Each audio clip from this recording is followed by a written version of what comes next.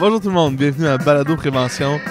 Aujourd'hui, on fait un podcast spécial live au colloque de Via Prévention. On est le 4 octobre. On est au Golf Métropolitain Anjou.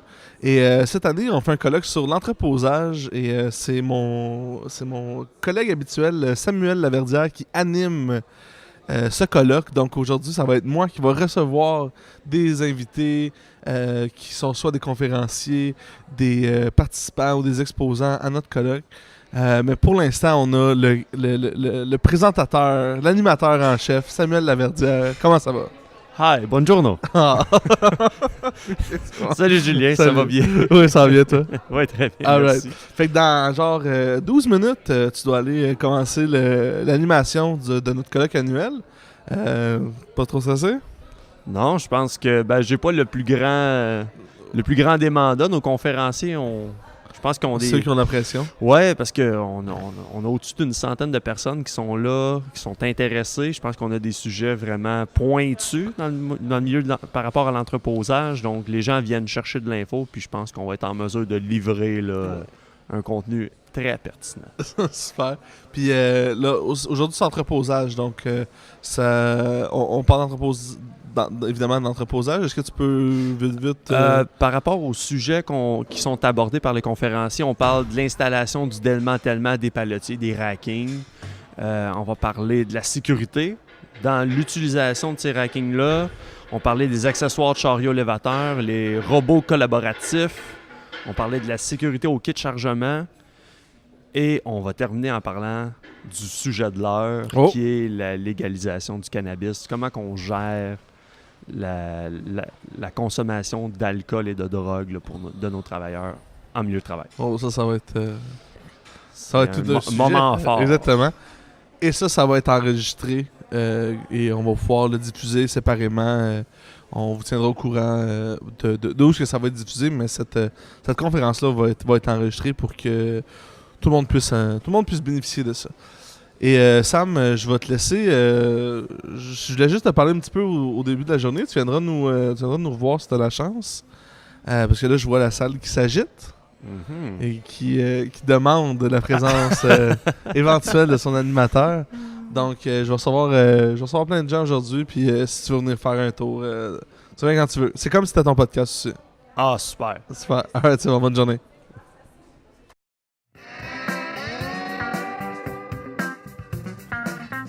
Alright, c'est bon. Alors, on est de retour. Et j'ai avec moi Jean-Christophe Menguès, qui est conseiller aux communications. Avec plaisir. C'est ça ton Bonjour. titre, hein? Moi, je suis agent de communication. Agent de communication, c'est ça, exactement. Chez Via Prévention. Et tu nous as amené un invité de renom. Non, dans le sens qu'il va falloir Gilles Renon? Va falloir que tu me dises son nom 2 fois pour que je m'en rappelle. C'est pas Gilles Renon, c'est Non. Gilles Ducharme. Exactement. Gilles Ducharme qui vient de nous donner une conférence applaudie à ce colloque SCC 360 qu'on donne aujourd'hui. Bonjour Gilles. Bonjour. Donc, ça vient de finir là, ta conférence. Oui, je viens tout juste. Ça a bien été? Ça a vraiment bien été. J'étais dedans ce matin, j'étais en forme, j'avais pris mon petit café, tout allait bien. Ouais, super. Jean-Christophe, est-ce que tu peux nous parler un petit peu de... Comment est-ce qu'on démarre ça? Ouais, avant de parler un peu j'aimerais qu'on parle tout à l'heure de comment tu partages ton plaisir de ce que tu fais, parce que tu as l'air d'adorer ça. Et c'est communicatif, et tu le partages vraiment. Structurac. C'est quoi ça? Ouais, ben en fait, le début de Structurac... T'es PDG de Structurac? Ouais, président développement des affaires. Là, PDA. Ouais, c'est ça. Ouais, je pense que c'est mieux de dire PDA. Mais non, écoute, moi, on a parti de cette entreprise-là. J'étais un gars passionné. J'aime mon entreprise. J'aime ce qu'on fait. J'aime les palotiers. Même si ma fille dit que c'est vraiment pas glamorous. Puis elle a raison, il n'y a rien de glamorous dans du racking. C'est sûr. Mais non, j'aime bien ça. Tu prêches dans le désert. Ça fait 32 ans que je prêche dans le désert. Essayer d'expliquer aux gens l'importance d'avoir des systèmes en bonnes conditions. Fait qu'on a bâti une équipe comme ça. On essaie d'avoir des gens qui sont passionnés comme nous. Mais vous faites quoi? Vous fabriquez des palotiers, vous les posez, vous les enlevez? Ouais, bonne question. Fait qu'en fait, nous, ce qu'on fait, on essaie de dire qu'on fait une solution qui est clé en main. Fait que si toi, tu as peut-être des palotiers chez toi, on va aller chez toi, on va les inspecter. Ce qui n'est pas conforme, on va l'arranger. Donc, on a tissé des liens avec tous les fabricants nord-américains qui vont fabriquer selon nos propres spécifications. Donc, à ce moment-là, on va partir de chez toi. Tu auras tes capacités portantes de tes rackings. Tu sauras que ton système est en bon état. Tu vas avoir un plan avec un saut d'ingénieur. Puis tout ce qui n'était pas conforme, on va l'avoir arrangé. Ah. Fait que je peux pas le dire plus vite que ça. Non, c'est ça. Écoute, on s'en félicite. Non, c'était concis, c'était Et en concis. plus, on a compris. Ouais, merci beaucoup. Merci. Ouais, j'essaie d'être concis. Et c'est cette passion, moi, dont j'ai envie de parler. Tu partages ça. On s'entend que c'est un jeu de mécano pour la plupart d'entre nous. Mais C'est pas un jeu de à quel mécano en âge, passant. là, ça a commencé, cette histoire-là? À quel âge tu t'es dit, moi, dans la vie, là, je veux faire en sorte que les palotiers soient drettes? OK. Ben, écoute, on m'a jamais posé cette question-là. Bravo. On voit qu'il D'où ça a sort, recherché, là. On voit qu'enlever ses lunettes, il est capable de réfléchir à des meilleures questions. Ah, je vois large. Oui, c'est ça. En fait, moi, j'étudiais en génie civil, puis j'aimais l'acier. OK, ça partit comme ça. Ma première job, c'était de travailler dans l'asphalte. On s'entend que c'était loin un petit peu de ce que je voulais faire, et je continuais à chercher. Et j'ai eu comme deuxième emploi de travailler chez un fabricant de pelletiers. Et c'est là que j'ai eu la piqûre. Fait que c'était de l'acier, j'aimais déjà l'acier, j'aimais le côté flexible, j'aimais le côté créatif. Moi, je déteste tout ce qui est répétitif. Et ce qui est le fun avec les pelletiers, il n'y a pas personne qui a les mêmes opérations, les mêmes palettes, les mêmes chariots, les mêmes produits. Tout est différent tout le temps. C'est toujours des nouvelles solutions. Puis je tombe en amour avec ça. Et ben là, quand tu tombes en amour, ben tu t'impliques. Fait que tu t'impliques avec d'autres gens. Puis à un moment donné, il y a des gens qui disent « Hey, on regarde, Gilles, pour partir une norme canadienne. » Puis là, ben, je reçois un appel. Fait que je me retrouve sur le comité CSA à Toronto. Puis ben, je me retrouve dans une association qui s'appelait Cal Québec, qui n'existe plus. Qui avait des racines en Ontario. Et en fait, c'était basé sur la chaîne d'approvisionnement et la logistique. Parce que le racking, c'est un élément de la logistique. Fait que je me suis retrouvé à m'impliquer là-dedans. Puis cette passion-là a fait que j'ai été un petit peu à gauche, à droite, puis juste essayer de faire quelque chose que j'aimais. Puis ben après, ben, tu vas engager des gens comme toi. Puis c'est ce que je dis à mes enfants. Bon, mon bébé a 22 ans, mais faites quelque chose que vous aimez. C'est tout. Fait que ça va faire 32 ans. Ça vient de faire 32 ans que je suis là-dedans, puis j'ai pas vu ça aller. Parce que j'ai une passion. C'est drôle parce que, tu sais, quand on dit faites ce que vous aimez, on prend pour acquis que tout le monde va vouloir faire des trucs dans les arts, communication, un peu. Tu sais, on dirait faites ce que vous aimez. Soyez photographe, soyez musicien. On dirait que c'est rare le message faites ce que vous aimez. L'acier. Ouais, je trouve ça le fun. Ben, t'as vraiment raison, Julien. Puis, tu sais, à quelque part, c'est que quand il y a quelque chose qui t'allume, comme moi, c'était clair à l'école, c'était l'acier qui m'allumait. Est-ce que je pensais travailler dans le racking? Ben non. Mais j'aimais l'acier, puis j'ai accepté d'aller passer cette entrevue-là à cause de l'acier. Et je suis tombé en amour avec ce côté très, très, très... En fait, on dit que c'est pas glamorous, mais ça l'est un peu, parce qu'on peut faire n'importe quoi avec des palettiers. Tu sais, t'es limité à ton imagination, fait que... Et apparemment, de ce que tu vois dans tes visites d'entreprise, il y en a qui font n'importe quoi. Là. Écoute, il y a de la créativité au Québec, mon vieux, c'est fascinant. Les gens, ça les désigne eux-mêmes, ça les installe eux-mêmes, puis ils tuent du monde aussi. Ah, bon. Ça c'est eux-mêmes. Ouais, eux-mêmes. Ouais. Fait que c'est vraiment étrange, hein, parce que moi, en fait, je connais juste une chose. C'est les palettiers. Hey, c'est épouvantable. Hein? 32 ans, je connais juste les palettiers, puis il y a plein de gens qui ne savent pas c'est quoi des palettiers. Fait que, mais c'est juste ça que je connais. Mais quand je connais pas quelque chose, je vais chercher des ressources. J'ai des bons comptables, des bons fiscalistes, des bons avocats. J'ai des bons contacts autour de moi. Pourquoi qu'au niveau des palettiers, on présume qu'on connaît ça? Ouais, ça me rejoint pas. Pourquoi que ça, des palettiers? C'est facile, les palettiers, il n'y a pas besoin d'appeler personne. J'achète ça, puis je le montre moi-même. C'est quoi qui se passe dans le cerveau, là? Je suis fasciné par le cerveau humain. Parce que c'est n'importe quoi. Ben parce qu'on est capable, c'est facile. Tu vois, ben il y a la pièce A qui rentre dans la pièce B, puis c'est tout. Mais ça vient aussi, tu sais, disons... Il y a un genre de désinformation. Non, mais il y a plein de pièces A qui rentrent dans des pièces B. Là. C'était juste ça mon regard. Ouais, c'est ça.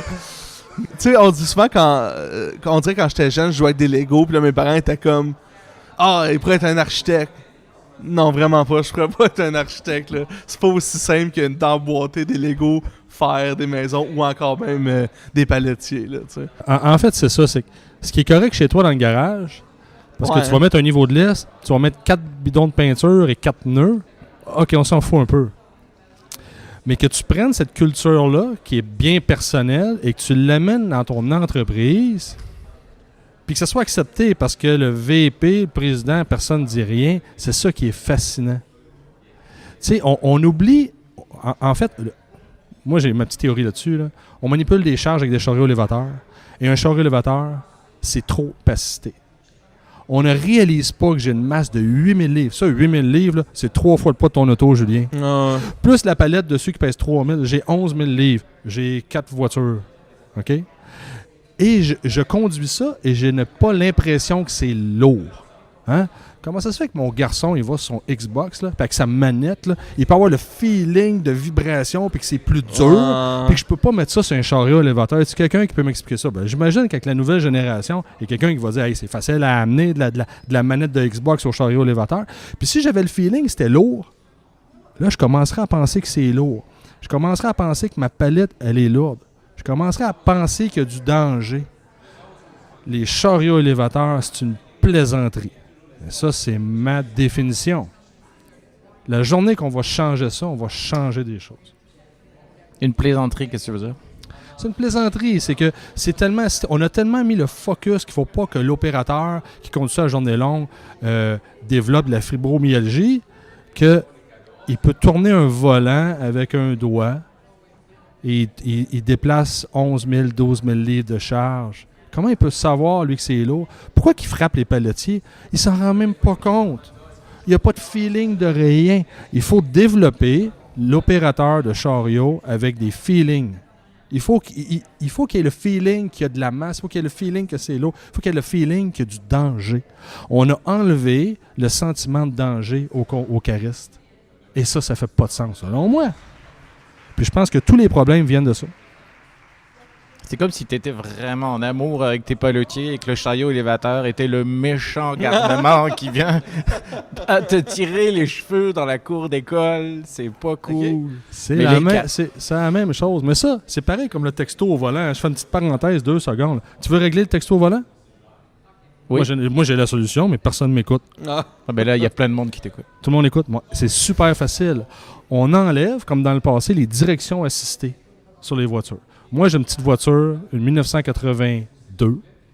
Et en 82, ça prenait les 2 mains pour conduire parce que ta direction n'était pas assistée. Et voilà, c'est réglé. Il n'y avait pas de cup holder dans les voitures. Tu peux pas te maquiller, tu peux pas texter. C'est facile, hein? Je pense que tu vas dire qu'on enlève le volant. Non. Je suis pas Star Wars dans mes solutions. solutions. Option, ça. Hein? C'est peut-être une autre option. Ben, en tout cas, non. Je vais... Non, il faut donner aux automobilistes le feeling qu'ils ont une voiture lourde et qu'ils vont vite. On leur a enlevé ça. L'habitacle très insonore. Sérieusement, t'embarques dans ma vieille voiture, tu entends le vent dans le pare-brise. Parce qu'à partir de 100 km/h, tu réalises « Oh, je vais vite ». On a enlevé les feelings partout. On a une société étrange un peu. Bon, c'est sûr que c'est mon âge qui me permet de constater ça sur ma durée de vie actuelle. Mais c'est étrange. Pourquoi qu'on enlève ces sensations-là? Puis après, on dit hey, « Là, il y a des problèmes. Hein, attends un peu, là, on va retourner à la source, là. » Vous avez enlevé toutes les sensations sur le chariot élévateur. Vous avez enlevé toutes les sensations des automobiles. Et là, il y a des problèmes. Ah ben, regardons. Les gens trouvent que les palotiers, c'est pas dangereux? Il n'y a pas un sentiment de danger devant un palotier? Il n'y a palotier? pas de sentiment de danger. En fait, c'est pour ça, souvent dans mes présentations, je demande pourquoi vous les frottez, les palotiers, et que ça vous fait rien? Pourquoi vous n'avez pas envie de les réparer? Ouais. Les gens ne les voient pas, les palotiers. Et en fait, ils ne les réalisent pas. Puis, sérieusement, on ne peut pas blâmer un opérateur qui fait un dommage sans s'en rendre compte. C'est sûr. As-tu déjà conduit un chariot élévateur? Brièvement. OK, tu veux nous en parler? Oui, mais j'ai pas le droit de les conduire. OK, bon. OK. Moi, j'en ai déjà conduit quand j'étais étudiant et j'ai déjà tassé un mur sans m'en rendre compte.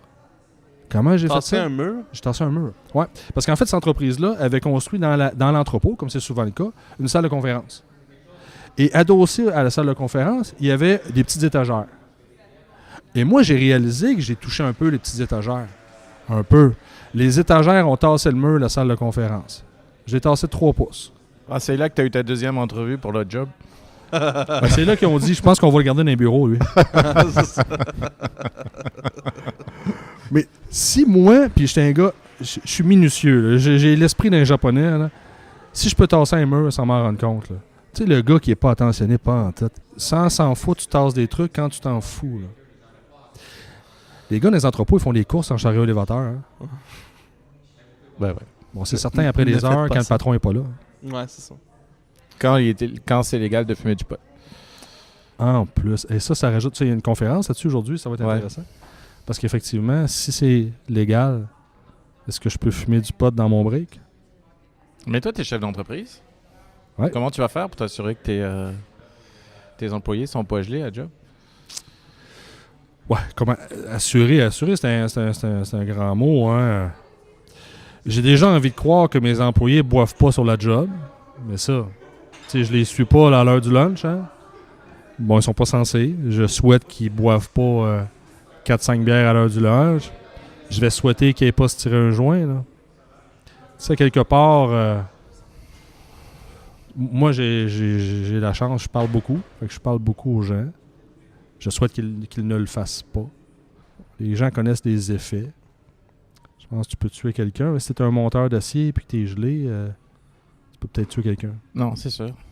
Non, je dis ça parce que une des choses dont ils vont parler dans la conférence, c'est la politique d'entreprise.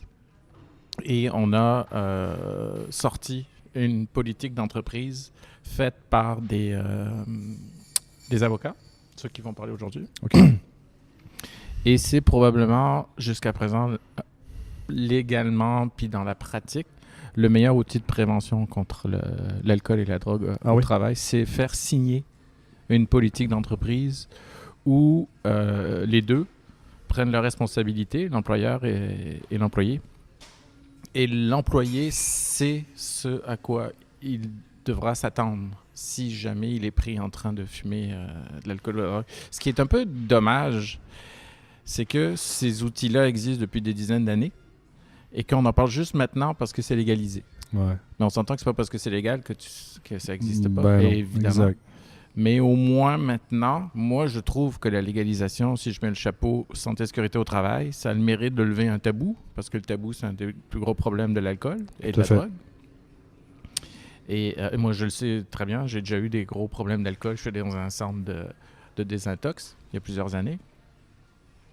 Et cette politique-là, ça permet de parler aussi avec la personne. Et si jamais elle a des problèmes, mais c'est une des possibilités pour en parler. Mais au moins, il y a un deal qui est fait. Ouais. Et tant mieux si c'est légal et que ça permet de pouvoir lever le tabou, au moins dans le milieu de travail. C'est cet avantage-là que moi, je vois sans juger par ailleurs. Là. Mais au moins... Ben, bravo d'en parler ouvertement comme ça, c'est bien. Il faudrait trouver des gens qui en parleraient ouvertement, qui ont eu des problèmes de consommation de drogue. Écoute, moi je considère que le problème c'est un tabou. Je ne serais pas le premier à cacher quoi que ce soit. Ouais. Non, mais mal placé. effectivement, si tu as quelqu'un qui en parle... Tu sais, moi, malheureusement, je suis vierge au niveau de la consommation de drogue. Donc, étant vierge... Même pas un petit joint, Même pas un petit... Sérieusement, quand je te dis vierge... c'est rien. Pas une fois. Rien. Donc, moi, je connais pas les effets. C'est certain que... bon, je peux en parler à ma copine qui est pas aussi vierge que moi à ce niveau-là, qui va m'aider à comprendre. Mais à quelque part, ton approche d'avoir un contrat, je pense que c'est la bonne. J'étais curieux d'entendre la présentation aujourd'hui. C'est pour ça que j'ai des employés qui sont ici aussi pour prendre des Toi, notes. tu t'en là. vas à midi ou tu restes Ouais, là? malheureusement. Ah. Si je veux pas travailler toute la nuit. Là. Mhm.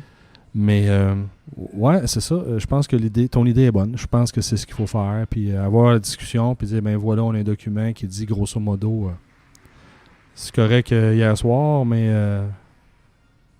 demain matin, t'es pas censé. Là. Non, c'est ça. Mais tu Avant de prends, rentrer de au toute façon, il y travail. en a sur la clé USB aussi. là. OK, super. Mais il faut le faire. Je suis bien d'accord avec ça. C'est une bonne façon d'en parler. Ouais. Parce que je pense qu'au niveau société, c'est accepté que tu prennes un verre de vin le soir. C'est accepté que tu prennes un joint le soir. Mais le lendemain matin, quand tu arrives au bureau à 8-9 heures, Ouais, non, on s'attend que t'as dégrisé un peu. t'es censé arriver avec tous tes esprits. Là, t'sais. D'en prendre un dans le parking avant de rentrer à 9h moins quart, je pense que l'entreprise ne s'attend pas à ce que tu fasses ça. Non, Tu sais, mais fait que l'employeur s'attend pas à ça, c'est sûr. Ça s'attend pas que tu prennes une petite bière avant de rentrer, que tu prennes un petit verre de vin, que tu prennes un joint quand tu vas travailler dans 15 minutes. Ou de l'en prendre sur l'heure du break. Les entreprises ne s'attendent pas à ça. Moi, je m'attends pas à ça. Non, c'est ça, en tant que propriétaire d'entreprise. Exact. sais, pour la sécurité de tout le monde. Tu sais, à quelque part, on a toute une responsabilité, là, nous. Imagine-toi, j'ai un ingénieur qui est en train de faire des calculs puis complètement gelé, puis qui fait juste oublier le facteur de sécurité. Tu sais, on parle souvent des gens manuels. Attends un peu, là. Moi, un ingénieur gelé chez nous, là, puis qui monte une structure, puis qu'à la première palette qu'on met dessus, ça fout le camp en terre, je vois tuer du monde assez vite. C'est vrai, hein? C'est vrai qu'on. Oui, Ah, en plus, chez la prévention, on parle beaucoup du risque associé au travail manuel. Ouais, mais un gars de bureau, c'est comme parfait, on dirait. Hein? Ça prend pas de drogue. Fait que merci d'avoir, comme gars de bureau, merci de partager ton Moi, expérience. j'ai arrêté la drogue. Ben, j'ai arrêté l'alcool aussi. Là. Non, mais merci, Mais la drogue. merci de partager. Ah oui. Parce que les gens de bureau, c'est comme, c'est moins grave. Un verre de vin, tu sais, c'est... Hey, attends un peu, là. Moi, le comptable, j'ai pas envie qu'il fasse des erreurs. Mon ingénieur, j'ai pas envie qu'il fasse des erreurs. Mon avocat... Non, mais sérieusement, c'est grave pour tout le monde, à d'autres niveaux. Je pense que c'est pire, le gars de bureau, que l'ouvrier. Parce que ça se voit pas. L'ouvrier, là, ben chaud, là. On a vu des bains chauds. Moi, j'ai travaillé avec des Allemands, hein. Puis c'est dans leur culture. Moi, un de mes premiers chantiers, on est en 86 ou 87. On engageait des ouvriers allemands parce que c'est des convoyeurs vraiment spécialisés. Et la main-d'œuvre venait d'Allemagne. Et eux, ils ont clairement dit que s'ils ne pouvaient pas boire au lunch, qu'ils pactaient leurs petits et qu'ils s'en retournaient. Fait que le propriétaire a accepté. Parce qu'il serait parti pour le vrai. En 86, en Europe, partout, c'était normal de prendre une coupe de bière à l'heure du lunch ou une coupe de verre de vin. C'était normal. Je peux pas m'imaginer aujourd'hui, mais moi, j'ai un maudit problème. C'était mon projet, là. C'était mon chantier. Les gars se faisaient livrer des barils de bière cachés dans les piles d'acier. Fait qu'on déchargeait le conteneur d'Allemagne, puis là-dedans, il y avait des barils. Puis les gars, ils buvaient sur les breaks puis au lunch. Ouais, ça paraît un autre temps. C'est peut-être juste une autre culture. Oui, ben en Europe, d'ailleurs. Moi, je serais pas étonné qu'en Allemagne encore, je sais pas. ça boit sur l'heure du lunch. Ben, quand on a travaillé sur le guide alcool et drogue, moi j'ai fait un peu de recherche sur l'alcoolisme au travail et justement, entre autres dans les bureaux. Et il y a un alcoolisme qui peut être encouragé par les pots qu'ils appellent en France. Là, tu vas prendre un pot le soir ou au bureau. Très souvent, il y a de l'alcool dans les bureaux. Et le soir, sur l'heure du midi, boire, c'est normal. Et boire un petit pot. Chaque fois qu'il y a un pot, un anniversaire, quelque chose, c'est toujours associé à de l'alcool. Et tu es entraîné par ça. Et c'est un risque supplémentaire Mais ça me fait de trop boire au travail. Mais même ici, tu sais, la fameuse expression « vendredi », tu sais, après le dîner, sur l'heure du midi, le vendredi, on prend une coupe de vin, mettons, tu sais. Là, ça va être le joindi, genre? Tu comprends? On se fume un joint le jeudi. T'es en train de partir une belle expression, mais Julien. ça serait bien, ça. Merci, Julien, d'avoir de bien prévention, on le rappelle. Oui, c'est ça. Tu parles des idées qu'il apportent, mais là. Ce que je veux dire, c'est que ça, tout le monde s'entend pour dire que le vendredi, tu sais, prendre une coupe de vin, margarita le vendredi après-midi à job, ça, dans l'image publique, ça a l'air bien. Ça a l'air d'un endroit de travail festif où on échange. C'est sûr que c'est peut-être pas là que tu vas signer tes plus gros contrats le vendredi après-midi si tu prends ton petit margarita. Là. Ouais. Mais je sais pas. Pourquoi c'est mieux? C'est parce qu'on assume qu'on va pas travailler puis c'est rendu un club social? Genre? En fait, je pense que c'est ça. Tu vois, comme nous, on a cette politique-là au bureau. Ceux qui sont encore là le vendredi à 4 heures peuvent prendre une bière. OK. Qui reste encore là le vendredi à 4 heures? Ouais, c'est ça. Et ceux qui prennent une bière, je te garantis qu'ils prennent une bière. Ouais, c'est ça. Tu sais, fait que à ce moment-là, t'évites tous les dérapages. Est-ce que je vais tolérer un joint? Non. Ouais, non. Évidemment, c'était des blagues, le joint dit. Non, mais c'est un bon point. Ouais, mais après, il est plus à ton emploi, mettons, vendredi 5h, là. Ouais, ben dans les bureaux, mais là, pour des raisons, le bureau, peut-être pas, non. Tu sais, pour les vapeurs et tout ça, les odeurs. Même une cigarette, t'as pas le droit. Effectivement, on tolère pas la cigarette, on va c'est pas ça, tolérer... les joints. Non, c'est ça. Mais ouais, j'avais jamais pensé à ça dans les employés de bureau, parce que c'est vrai, moi je travaille pas en CST vraiment, mais... quand même. Non, mais je veux dire, tu sais, je suis en informatique, là, donc je vois surtout les dossiers d'une autre facette. Là. Puis je vois toujours les travailleurs. Parce que je pense que c'est aussi notre clientèle principale. Ouais, c'est ça, c'est notre clientèle. Ouais. Fait que, mais c'est vrai, j'avais jamais pensé à ça chez les employés de bureau. Un médecin gelé, ça va être le fun, ça. Non, mais en fait, c'est ça. En fait, c'est ça. Hein, c'est facile à comprendre. Tu dis un médecin, un ingénieur, tu sais, le médecin qui te coupe de quoi qui n'est pas censé, puis l'ingénieur qui désigne de quoi qui va te tuer. Tu sais, ça, c'est assez évident, puis c'est assez fort comme image. Ouais. Ça a vraiment changé, hein, je dirais. Jusqu'il y a une quinzaine d'années, c'était accepter les longs lunchs arrosés. Ça a vraiment changé. La société a changé. Les gens n'ont plus le temps. Mais je te dirais, ça a changé il y a à peu près 15 ans. Avant ça, c'était normal, des lunchs bien arrosés la semaine. Il y a eu vraiment un changement de société.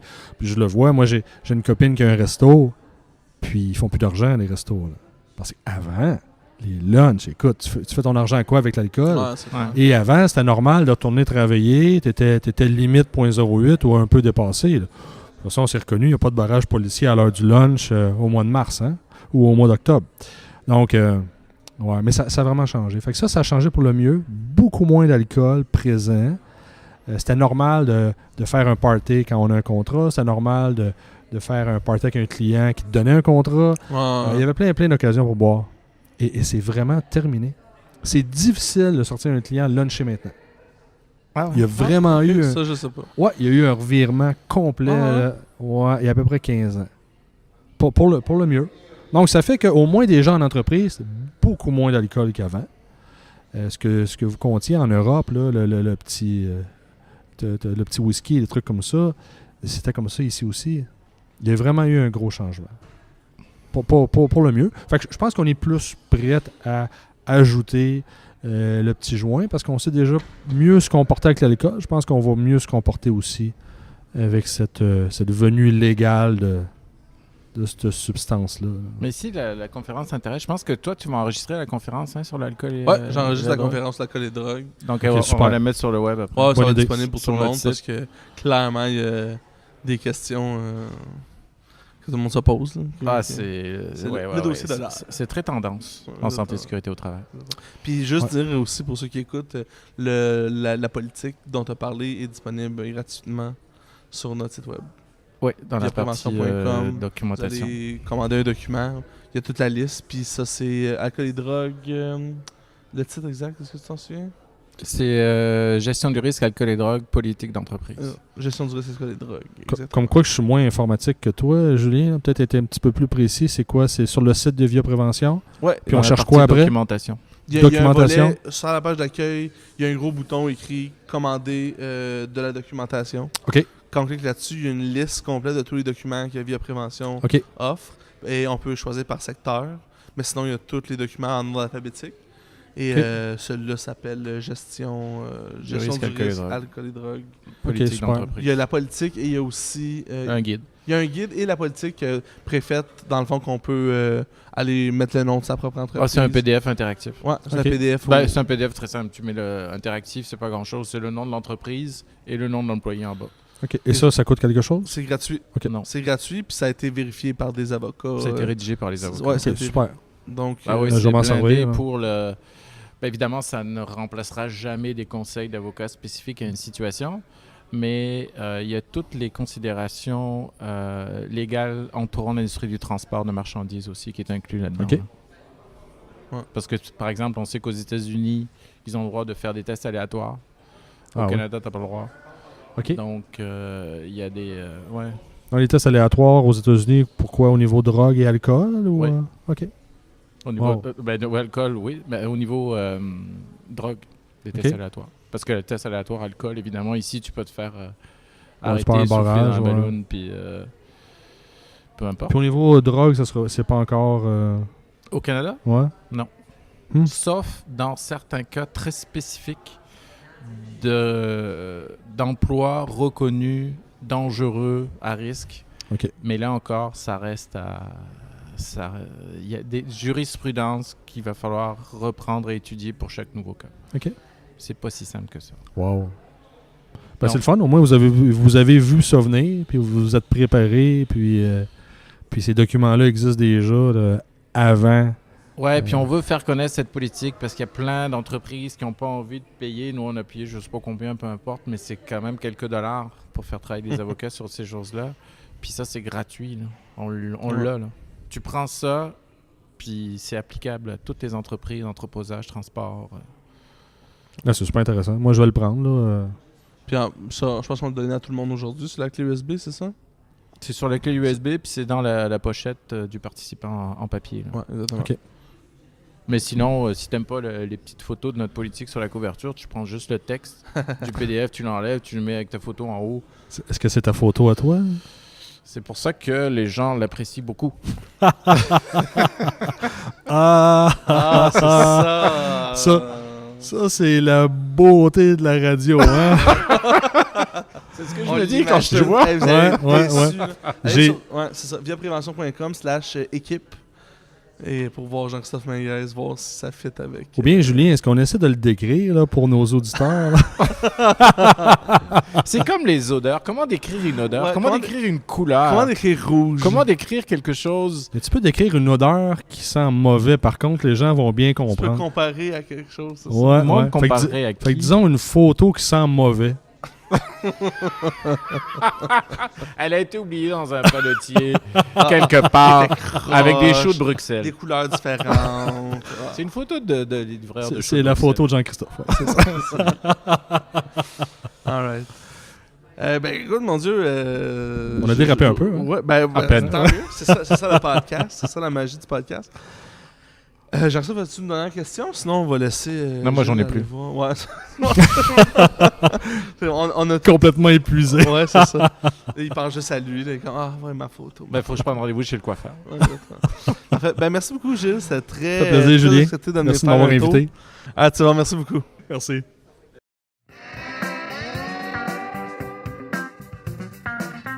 Alors, on est de retour. Toujours avec Jean-Christophe qui me lance un regard, là. Ben oui. Ben, parce que j'ai toujours peur, tu sais. Mais c'est pas grave. Je prends confiance. Je prends Que je confiance. t'oublie ou. Tu sais, la peur, là, c'est toujours indéfini. hein. D'accord. Et tu nous as amené notre invité. Est-ce que tu peux nous le présenter? Mais oui, on est bien content. Salut Yves. Bonjour. Yves Leboeuf de XTL Transport. Yves, je l'ai vu la première fois pour le prendre en photo. Ah! Ouais, c'est dire à quel point c'est dommage qu'on ne soit pas à la télé. Là. Il est vraiment très photogénique.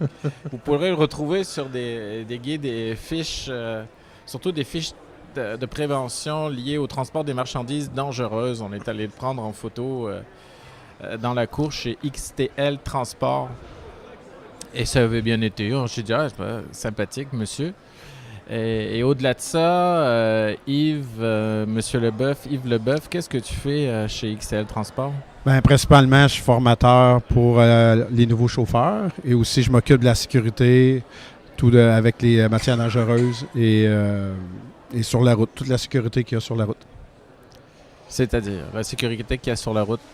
Ben, je veux dire, c'est moi qui s'occupe des logs électroniques maintenant. Je m'occupe pour les charges et dimensions pour que tout soit dans la règle de l'art. Puis, c'est ça. Ce que tu m'avais expliqué qui m'avait un peu intrigué, c'est que tu pars sur la route. Par exemple, un chauffeur, il s'en va, je sais pas, à Los Angeles, puis tu peux partir avec lui tout le chemin sur la route. Oui, ben pas si loin que ça. Nous autres, c'est plus en Pennsylvanie. Ben oui, c'est ça, où j'embarque avec Mais les quand même. chauffeurs. Puis on part, mettons, soit 2 voyages, c'est-à-dire une semaine. Puis moi, ben je l'entraide un peu. Je regarde sa façon de conduire, s'il est sécuritaire, premièrement. Puis s'il y a besoin d'avoir plus de trucs pour sauver du carburant. Parce que la grosse histoire en transport, c'est le carburant. Ça veut dire que moi, ben, je l'assiste. Je lui donne des petits trucs là, avec ce que je fais là. Mais vous partagez la cabine? Non, je couche à l'hôtel. Ah, Ça veut dire que on trouve une place proche, près où ce qu'on va livrer. Moi, je couche à l'hôtel, lui, il couche dans son camion. Ah ouais. Faut pas le déranger. Hein. Ben, Il est j'espère dans bien, il est écoute. dans ses bebelles, ça veut dire que moi aussi, j'aime ça. Oui, ça doit. Mais toi, t'es camionneur à la base? Oui, à la base, oui. C'est ça, j'ai été camionneur 17 ans pour XTL. Là, maintenant, je suis formateur sur la route, puis formateur en classe.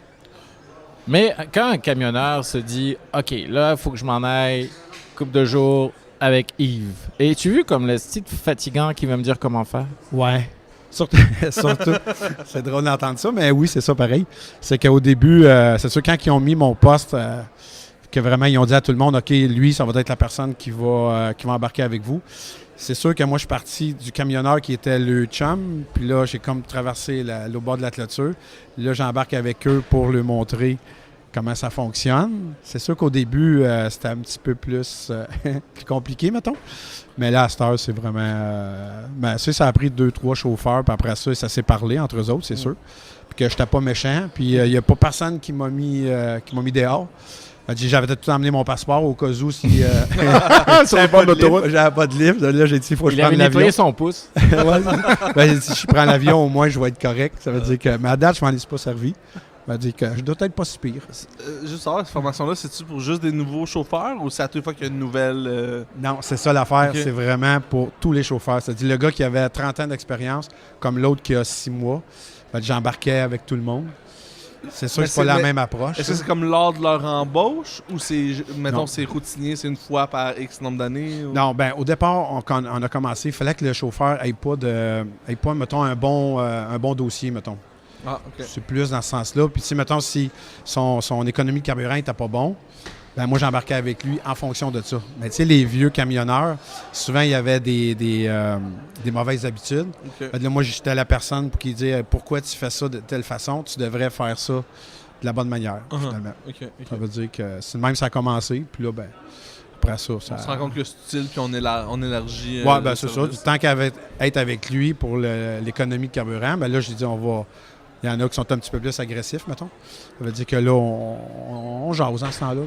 Je suis curieux, l'économie de carburant, moi, c'est un terme qui m'est pas très familier. C'est quoi? C'est dans la manière de la vie... Écoute, là, je trahis le fait que j'ai pas d'auto, là. Mais ça consiste à quoi, en gros? C'est la façon de conduire. Okay. Le même chauffeur avec, mettons, 2 chauffeurs différents avec le même chargement. Ils vont à la même place, la même vitesse. Il y a vraiment une grosse différence. Mais c'est dans quoi? C'est la façon, comment je pourrais dire, que l'agressivité, souvent. Okay. Parce que le camionneur, mettons, il va suivre trop près l'autre. Ça veut dire qu'il ne peut pas réagir. Ça veut dire qu'il va tout le temps être sur le break. Il va jouer avec sa pédale. Tandis que sinon, le chauffeur, que lui, il est plus relax. Il garde une bonne distance. L'économie carburant, ça va être direct. Vraiment, là, pour un voyage, là, j'ai déjà fait avec un chauffeur 1 000 au gallon. Ça a l'air niaiseux, 1 000 au gallon, mais ça représente des milliers, ça représente une dizaine de milliers par année. Okay. Si on multiplie ça par le nombre de chauffeurs que nous autres, on est chez XTL, c'est énorme. Là. Puis c'est combien d'habitude? 1 000 au gallon, tu veux dire une économie de 1 000 par gallon? Oui, 1 000 au gallon. 1 000 au gallon, ça veut dire que puis à l'année, c'est à peu près 10-15 000 que le chauffeur va sauver. Juste la façon que lui va conduire. Ah, OK, je comprends. Okay. Ça veut dire que... tu sais, c'est la même affaire comme en auto. Tu sais, en auto, il y en a qui vont faire une bonne économie avec leur auto, mais finalement, ils prêtent à une autre personne. Ouais. C'est vraiment la façon de conduire. OK, moi, je suis pas très familier là, avec dans le transport, c'est vraiment la grosse bête noire, c'est ça. C'est vraiment les nouveaux camions, les nouveaux moteurs sont tous faits en fonction de sauver de l'argent. Sur le fioul. Ouais, ça ça. Ouais, il y a des cours même d'éco-conduite. On aime ça, nous, en prévention, parce que l'éco-conduite, ce sont les mêmes règles que la conduite préventive. Oui, en plein ça. C'est la même chose. Oui. Je savais pas. Moins tu conduis agressif, moins tu as besoin d'accélérer, freiner. Ouais, c'est vrai, ça fait du sens. Puis la base, c'est d'anticiper. C'est ça. Genre, tu sais que tu vas t'arrêter, tu t'accélères pas. Là. Ouais, anticipation. C'est un peu les mêmes principes. C'est ça. Anticipation, c'est vraiment le mot que je répète à peu près 1000 fois par jour. Moi, j'arrête pas, si tu savais, comme j'arrête pas de répéter anticipation. On joue au Scrabble, il joue juste ça. Moi, je joue anticipation. Je joue pas souvent. Je passe souvent mon tour, mais des fois, je suis content. C'est un mot qui est payant. C'est un mot qui est très payant. Quand j'ai une 10 lettres là, sur mon chevalet. Mais des fois, je triche, j'ai anticipation. Mais là, Julien, il me dit. Ça va pas. Il me dit des mots qui sont pas dans le dictionnaire, puis là, ça marche pas plus. Là, mais moi, ça m'intéresse. Là. Comment tu passes du fatigant là, au gars sympathique qui aide? Là? Comment tu fais ça? Là? Une bonne question, je sais pas. Je sais pas quoi répondre à ça. Jacques ça cherche un truc parce qu'il est encore dans la première phase. J'ai failli avoir un ami l'an dernier, puis ça n'a pas marché. Ça n'a pas marché. OK, ouais, faudrait que je regarde ça de plus proche, là. qu'est-ce que j'ai fait là, que ça marche. là. Ouais, qu'est-ce que tu leur dis? Ouais, je sais pas. Ça doit être mon sourire qui doit être... Ouais, ça. déjà. Déjà, en partant, c'est bon. C'est excellent. C'est un bon point. On voulait parler aussi des ambassadeurs. Ouais, Parce qu'on- t'es aussi, on m'a dit dans les milieux autorisés que t'étais ambassadeur de la route. Ouais. La route, c'est un pays, ça? Pratiquement, oui. C'est vraiment ambassadeur vraiment au Canada. Là. Ben, ça veut dire quoi, vraiment, ambassadeur? Ben, ambassadeur, dans le fond, ben, c'est nouveau. Là. J'ai été promu au début septembre. C'est un contrat de 3 ans. Ça veut dire, dans le fond, c'est pour l'association du camionnage. Ça veut dire qu'au préalable, il a fallu que je remplisse un formulaire. J'ai passé en entrevue. Finalement, j'ai été choisi. On est 6 ambassadeurs on fait tout le Québec. Ben, nous, notre job, dans le fond, c'est on rencontre les étudiants dans les écoles secondaires, souvent. On fait les salons d'emploi. C'est pour faire la promotion vraiment que le camionnage, mais il est important.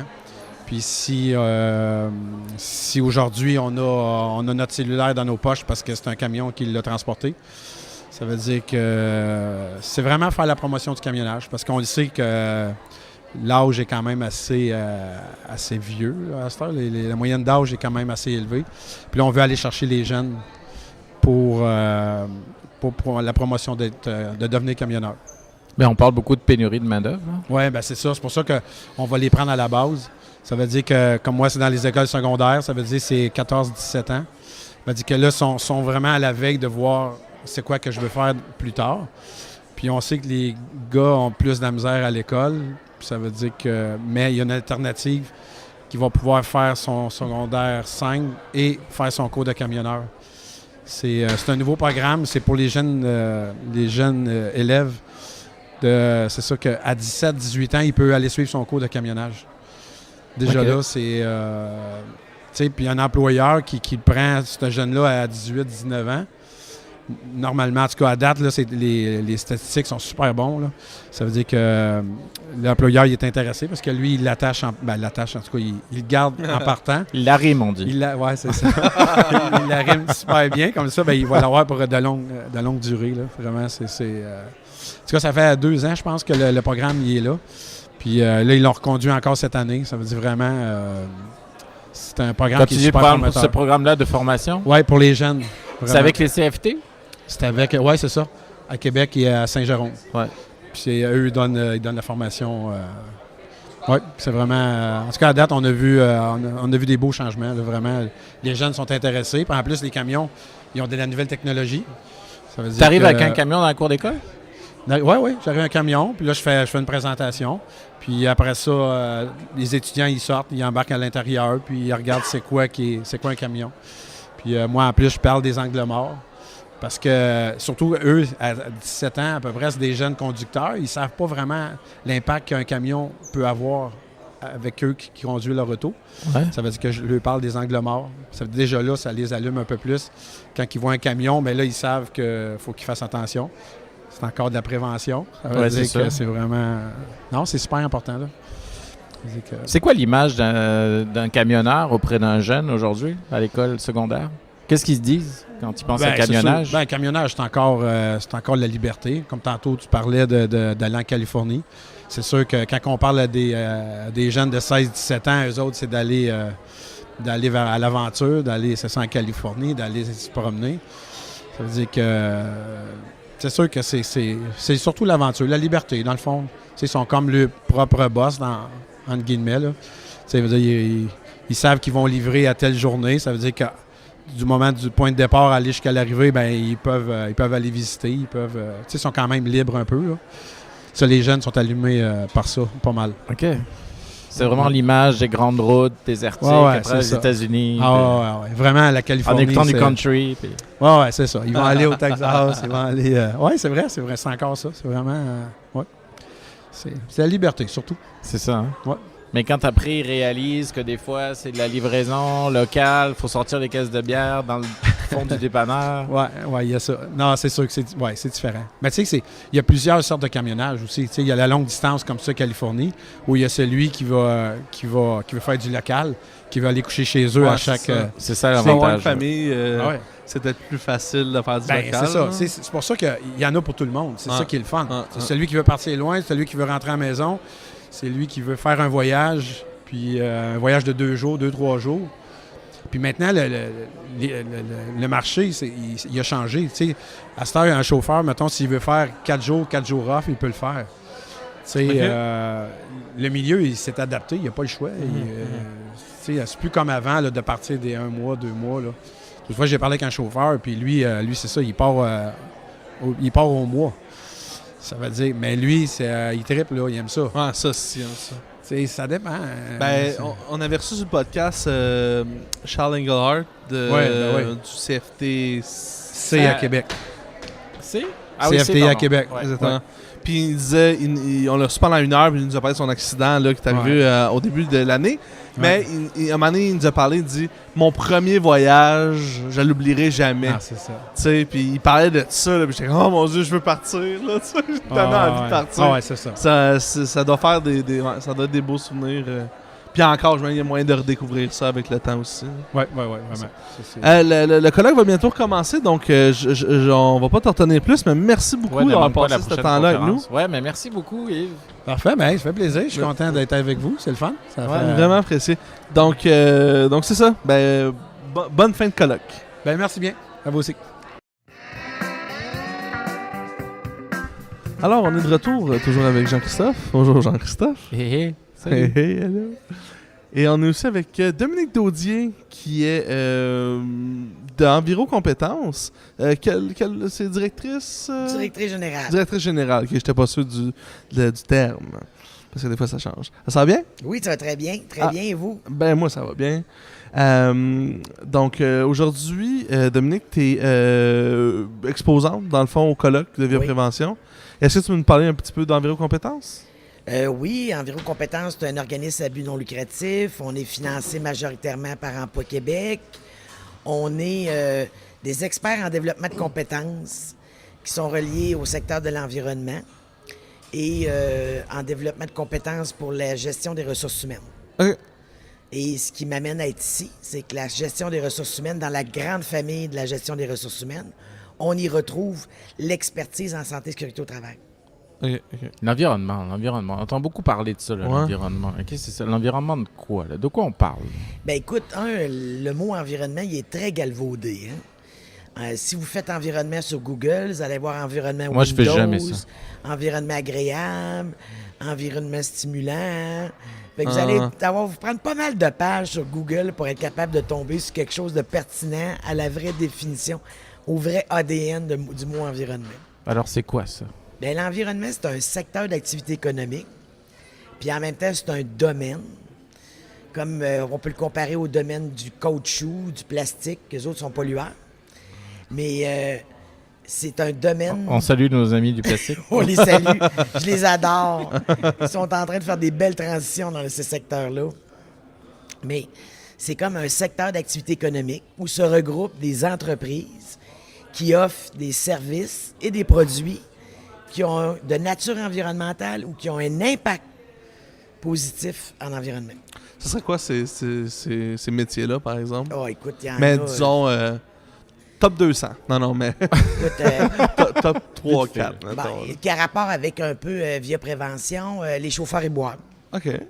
sont en pleine croissance. Si on se retourne il y a une dizaine d'années, la seule collecte qu'on avait dans nos villes, c'était la collecte de matière normale, nos sacs noirs. Avec le temps, on est passé à la collecte de matière recyclable, une deuxième collecte. Puis maintenant, on est rendu une troisième collecte parce qu'on est rendu dans le compostable. Fait qu'à peu près toutes les villes, maintenant, ils ont 3 collectes. Ce qui a fait que ça a énormément demandé l'offre de services de récupération, d'ordures, puis de compost, etc. Puis ça a augmenté le nombre de chauffeurs et boueurs qui doivent conduire des camions pour faire la collecte sélective dans les villes et des éboueurs. Ouais. Puis après, autre qui est boueur. Mettons, si on va Ça, loin c'est de la un, prévention, ça. y a-tu quoi d'inusité auquel on penserait pas nécessairement? Ben, tu as des climatologues. Ah, OK, ça rentre dedans. Alors, OK. c'est des spécialistes en climatologie qui étudient le climat puis les changements climatiques qui se passent en ce moment au niveau de l'environnement. Alors, c'est eux qui font des prédictions souvent ou qui regardent les tendances, les impacts que ça a dans le Grand Nord, les impacts que ça a dans la fonte des glaciers. Ils travaillent pour le gouvernement, ces gens-là? Ils travaillent pour le gouvernement majoritairement ou des laboratoires spécialisés, mais ils sont plutôt affectés à Environnement Canada Canada. Ok, ouais, ou c'est ça. ministère de l'Environnement au Québec. Météorologie aussi, par exemple. Météorologie, oui. As-tu déjà rencontré Colette Provencher? Ça me dit quelque chose, Colette Provencher. Ah, c'est la Ça, météorologue tu à fais la météo TVA. avec Pierre Bruno, je pense. Avec TVA. Ouais, c'est ça. Non, mais c'est une Ah. météorologue. Ah, OK, c'est bon. Et je ne sais pas s'ils ont vraiment leur baccalauréat, là, mais Je sais pas, c'est une bonne question. Ouais, je sais qu'il y en a un C'est chez une Radio bonne question à se Can. poser. Moi, je ne m'aventurerais pas vers une réponse. Après c'est ça, bon. il y a des techniciens en restauration pressiniste. OK. Des comment? Techniciens en restauration pressiniste. C'est comme Jacques Alinette, des choses comme ça? Ouais, c'est ça. C'est que des gens qui interviennent après un sinistre Uh-huh. de nature humaine ou de nature naturelle. Ah, ça, c'est comme un papa qui nettoie la bassinette du dégât du bébé. Ouais, ça dépend. Ben si- là, Il peut jeter le bébé avec l'eau du bain. hein. Ça se fait-tu, ça? c'est-tu des cas qu'on voit? Non, mais Mais ouais, vous avez eu la catastrophe Lac Mégantic. du lac Mégantic. Vous avez eu des inondations dernièrement, même sur l'île de Montréal, là, près du Gouvernement. Alors, toute inondation, le feu, fumée, eau, toutes les catastrophes de type naturel qui affectent des bâtiments, ben, c'est des techniciens en restauration après sinistre qui vont faire de la décontamination, qui vont faire de la restauration et qui va, faire en sorte que la citoyenne qui a perdu ses albums de photos peuvent être récupérables par des procédés d'assèchement. Ah, ça, c'est des métiers dans l'environnement. Oui, parce qu'ils ont On des penserait pas à ça. impacts de nature environnementale. Parce que si on ne décontamine pas, mettons, la contamination de l'eau sur le J-Proc, ça va créer de la mousse, ça va créer des microbes, puis ça va affecter la santé des gens. Donc, dans l'environnement, ce qui est le concept associé à ça, c'est pollution, danger, risque à la santé. Oui, c'est ça. C'est ça. Ou impact sur l'environnement. Environnement externe. Puis environnement indirectement sur les humains. Ouais. En tout cas, la faune, la C'est flore. ça. Bien, les opérateurs en traitement de l'eau potable, c'est un métier vraiment pur et dur de l'environnement. C'est un gros secteur d'activité chez nous. Ils sont en demande, ils sont en problématique. C'est la mode, l'analyse de l'eau. Hein? Ben oui, parce que c'est la santé publique. C'est ce qui très fait à la que mode, toi ça. et moi, on C'est boit de très à la l'eau. mode. C'est ce qui, toi et moi, qui fait qu'on boit de l'eau, qu'on sonne tous les jours. Mais il me semble qu'on en parle plus qu'avant. Mais je pense qu'ils sortent plus qu'avant. Je pense que l'industrie de l'environnement est assez humble et pas très... ils sortent pas à l'avant-scène pour se mettre en on dirait que valeur. c'est pas des métiers qui sont glorifiés par le système d'éducation. C'est peut-être large, là. Ils sont mais- méconnus. Mais c'est ça, Quand on tu sais, parle les aux enfants gens- ils disent pas « Ah, plus tard, je vais être technicien en traitement de l'eau. traitement de l'eau », alors que c'est un métier aussi noble que n'importe Ouais. lequel. Puis même là. encore plus noble. Mais il y a une chose, c'est que quand on parle à des jeunes, parce qu'on fait quand même environ compétences, on va avoir de l'emploi la semaine prochaine et tout, là. Quand on parle aux jeunes, il y a deux perceptions qui sortent. Quand on leur demande c'est quoi les métiers de l'environnement, c'est un éboueur, c'est le gars qui court en arrière d'un camion, Ouais. ou bien c'est le sarreau avec des lunettes avec des fonds de bouteille, Ah, qui regarde dans un microscope. OK. Fait que c'est aux antipodes. Mm. Alors qu'entre ces deux antipodes-là, il y a à peu près une centaine de métiers, là. Est-ce qu'on arrive à combler les postes en... Beaucoup de Environnement. difficultés, et de plus en plus. Je pense que de toute façon, toutes les élections, vous avez entendu parler de pénurie de main-d'œuvre. Ouais. Ça aussi, c'est la mode. Mais l'environnement a un double enjeu. Un double enjeu dans la main-d'œuvre. Parce que le secteur de l'environnement, contrairement aux autres secteurs d'activité économique, sur une période de 10 ans, les autres secteurs d'activité économique ont eu à peu près 5 à 6 de taux de croissance de l'emploi. Le secteur de l'environnement, 20 du taux de croissance de l'emploi. Fait que il y a effectivement un taux de natalité bas. Il y a les départs des baby boomers puis des départs à la retraite. Puis en plus de ça, le secteur de l'environnement est en forte croissance.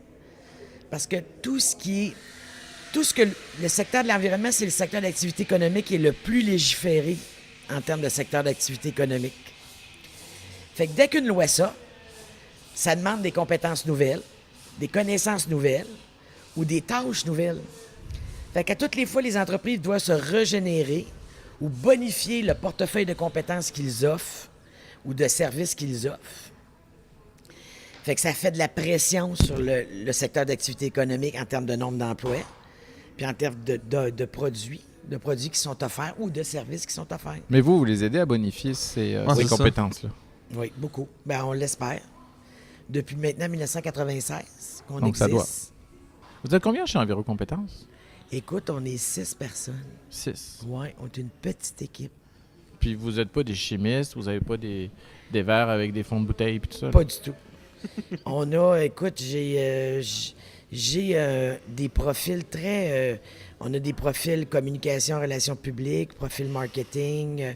Moi, j'ai un profil RH pur et dur, puis de gestion en général. Puis j'ai ma directrice de projet qui fait 12 ans qui travaille avec moi, qui est conseillère en orientation à la base. Mais gérer un projet, quand tu sais gérer un projet, tu le sais gérer dans n'importe quel domaine. Non, c'est sûr.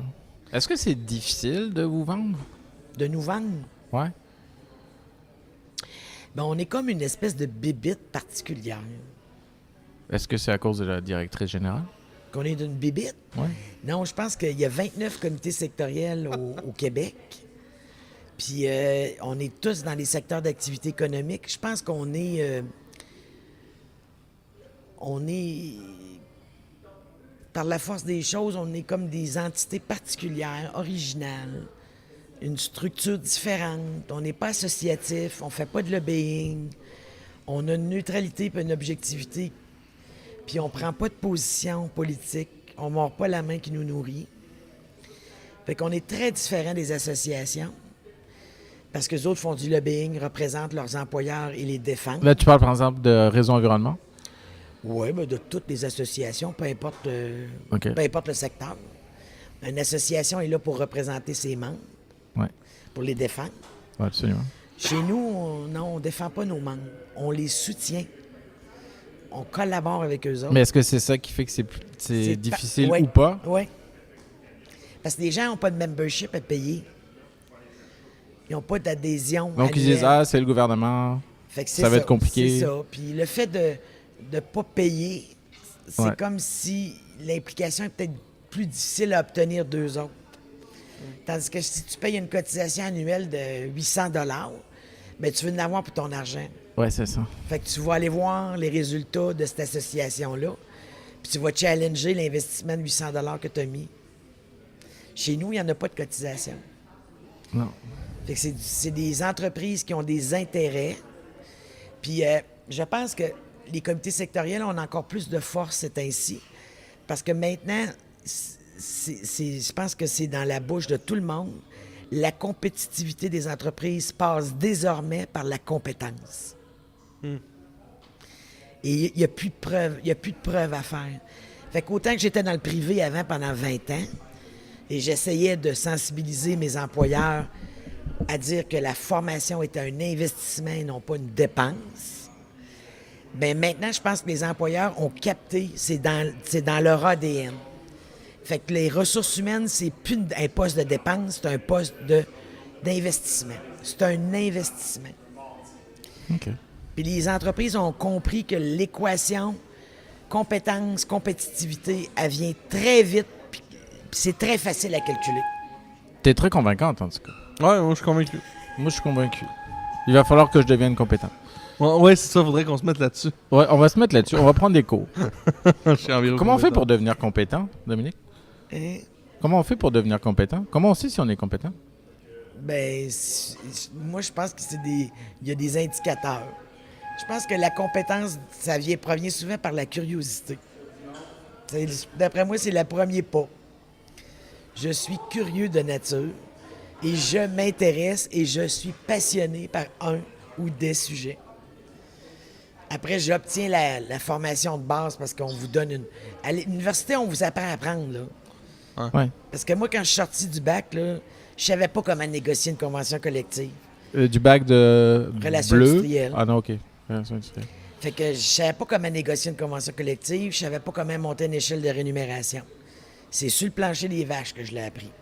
Est-ce que dans tes rencontres avec les entreprises, vous parlez de la nouvelle législation sur la drogue? Oui, on a donné 9 fois la formation dans nos locaux. Oh. 9 fois. Ce qui est beaucoup? Beaucoup. Ça a été très populaire. Puis là, on s'en va en deuxième phase. On s'en va sur l'aspect toxicologique. On va essayer, on veut faire venir une espèce de toxicologue Ouais. qui va nous parler des effets, qui va nous parler de comment ça peut altérer le travail, les symptomatiques. On va aller plus profond, là, pour ceux qui s'intéressent d'aller plus profond. Sur les conséquences directes des substances. Oui. Comme dans leur vie personnelle? Non, au travail. Au On travail, va ouais, l'appliquer au Non, travail. mais parce que là. là, j'étais comme Là, on a parlé, toxicologie. dans la première phase, on a parlé de la loi, OK. comment les entreprises devront élaborer des politiques là-dessus, tout l'aspect législatif, les conséquences, c'est quoi une politique de tolérance zéro. Dans le transport, c'est demandable. Dans un autre secteur d'activité économique, ça n'a peut-être pas sa place. Non. Fait qu'on a parlé vraiment de ça. Puis là, en deuxième période, on va aller vraiment dans la toxicologie. Comment repérer quelqu'un qui est Ok. intoxiqué? Ouais. C'est quoi les symptômes physiques? Comment on peut se doter de moyens? Qu'est-ce que ça peut faire, la drogue? Comment ça peut altérer le travail? Parce qu'il y a des inquiétudes. Faut pas penser que c'est pas l'apocalypse, là. Non. Mais faut penser que ça a quand même quelques impacts. Ah non, mais ça, c'est sûr. Et c'est quand que vous commencez à donner ces formations-là? Normalement, je pense qu'ils ont été ceinturés pour novembre, Au mois de novembre? novembre-décembre. Je me souviens pas de tout le Puis calendrier. pour suivre ça, est-ce qu'il faut être membre d'environ... Non, c'est pas il y une a pas de association, membership. donc c'est quoi? Non, tout le monde peut venir. Tu peux venir d'un autre secteur d'activité économique. Nous autres, on est ouverts. Mais les Vous besoins êtes curieux. partent de l'industrie de l'environnement. OK, Nous autres- donc l'application, ouais, mais... C'est ça, c'est que Ben, tu fumes un joint dans un camion ou dans un camion bureau d'avocat, des c'est la même boires affaire. ou dans un bureau d'avocat, c'est un très bon exemple. Mais ce ne sera peut-être pas les mêmes applications. Non. Fait que c'est sûr Mais qu'on tu seras va, gelé pareil. on va le moduler à l'industrie. OK. On va le moduler à l'industrie avec les métiers. Fait que tu es dans un centre de tri. Tu es opérateur de centre de tri, ben, ça peut avoir des conséquences d'être intoxiqué. Ouais, mais tout à l'heure, on parlait avec Gilles les conséquences d'être gelé ou d'avoir la faculté affaiblie en général quand tu es opérateur d'une machinerie ou que tu travailles avec tes mains, tu as une conséquence directe. Mais quand tu travailles dans un bureau, c'est pas forcément mieux. Là. Tu peux commettre un impair parce que tu es gelé. Puis si toi, je sais pas, quelqu'un chez Enviro Compétences s'inscrit, du monde a une mauvaise formation parce qu'ils sont gelés, les gens sont pas forcément très heureux d'apprendre Non. qu'ils sont pas au bon endroit. Mais l'impact n'est pas le même. En tout cas, moi, pour ce qui est des employés de bureau, l'impact va être dans la réalisation. Mettons, on peut avoir des impacts financiers, tu sais, dans la comptabilisation, dans les écritures comptables. Il peut y avoir une mauvaise rédaction d'un texte. Mais dans le cas de quelqu'un qui travaille manuellement, ben, c'est l'impact sur la vie, sur sa vie, puis la vie des autres. Je trouve ça plus préoccupant. C'est un fait que l'impact est direct au niveau c'est sûr, SST. mais ouais. tu sais, on dit, là, c'est des cas extrêmes, mais tu sais, docteur, chirurgien. Tu veux savoir qui est sub, là. tu sais, Ouais, tu c'est sais. ça. Pilote d'avion, Ouais, ce serait. Ouais. Ouais, c'est J'aimerais des pilotes ça que- Ben, automatiques. chauffeur d'autobus. ouais, mais c'est parce que Pilote si... d'avion, il ouvre la fenêtre, c'est correct. C'est genre chauffeur d'autobus avec des enfants. Autobus de transport. Moi, je me dis, quand tu as la vie scolaire. d'autrui entre les mains, Ouais, directement. ça peut avoir directement des impacts sur la vie d'autrui. Parce que moi, j'ai travaillé en usine très longtemps. Puis j'ai déjà vu un individu intoxiqué qui s'est passé la main dans une presse. Il a perdu la main. Fait que tu te dis, ben peut-être que si l'employeur avait, puis on remonte à très longtemps, là, mais peut-être que si l'employeur avait pris des mesures nécessaires pour vérifier la capacité de ses opérateurs à exécuter les tâches en amont, ben peut-être que l'accident ne serait pas arrivé. Non, c'est ça. Cet individu-là, là, il ne pourra plus jamais travailler de sa vie. Là. Ah, il fera plus la même chose, en tout cas. Ben, en tout cas, il ne pourra pas faire de tricot. Non. Propulner sa bière. Puis Ben, rouler la un main joint à droite, une main, c'est pas Dans facile. l'autre main. Qu'est-ce que t'as dit? Rouler un joint à une main, c'est pas facile. L'ukulélé qui a l'air bon, mais sinon... Ah, mais le Johnny Jumper. OK. Ça, on l'a vu. Moi, en tout cas, je trouve que la santé et sécurité au travail, c'est vraiment un enjeu stratégique qui a toujours existé, mais je pense qu'il devient de plus en plus parce que ça coûte de plus en plus cher, d'une part. Puis deux, c'est que ça devient un élément d'attraction puis un élément de rétention parmi l'offre que les employeurs vont faire. Ouais. Hein? C'est-à-dire, moi, comme employeur, est-ce que j'offre un milieu de travail sain, en santé, où je suis très négligent, puis que c'est sûr que les gens, si on a à choisir entre un employeur qui prend en compte la santé et la sécurité de ses employés, puis qui applique des bonnes pratiques de travail et même d'excellentes pratiques de travail, peut-être que maintenant les choix vont se faire, parce que c'est ça qui va arriver. Hein? Les gens, les travailleurs comme nous, on va peut-être avoir le choix de changer d'employeur. Absolument. Fait que comment tu vas faire ton choix? Tu vas le faire sur la base des informations que tu as. Donc, les conditions de travail.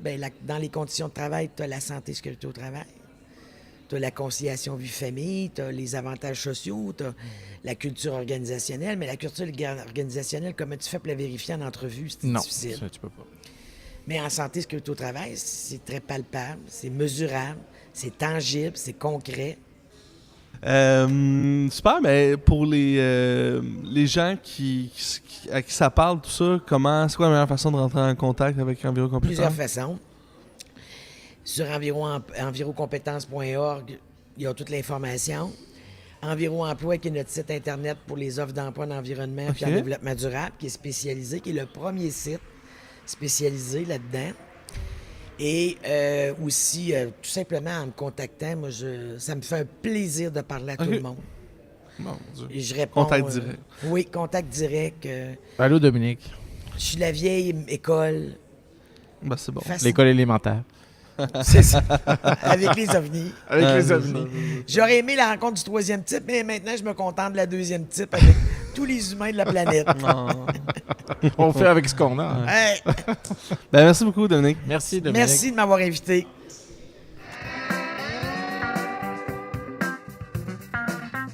Et voilà, c'était notre épisode sur notre colloque de 2018. Merci d'avoir été des nôtres.